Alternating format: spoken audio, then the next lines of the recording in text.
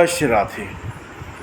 আমরা যদি প্রতিদিন 24 ঘন্টার মধ্যে একটি বার, সেটা আমার যখন সুবিধা হবে সেই সময় মতন, রাত্রে শোবার আগে নয়, তাহলে ঘুমটা ঠিক হবে না, সকালে ঘুম ভাঙার পর নয়, তাহলে সারাটা দিন ভারাক্রান্ত যাবে।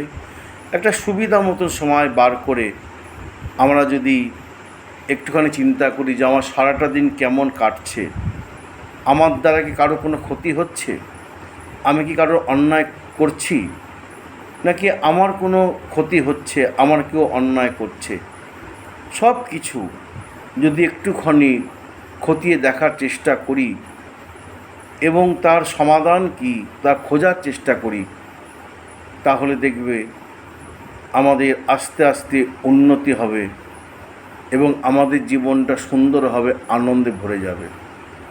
সেই জন্য অন্তত সন্ধেবেলায় প্রাণায়াম, এটা ভগবানের কথা চিন্তন এবং গুরুমন্ত্র যা দিয়েছেন সেই গুরুমন্ত্র জপ, ভগবানের কথা একটু শ্রবণ, একটু কীর্তন যদি করতে পারি, আস্তে আস্তে আমাদের অনেক উন্নতি হবে, জীবনটা সুন্দর হবে। জয় গৌ।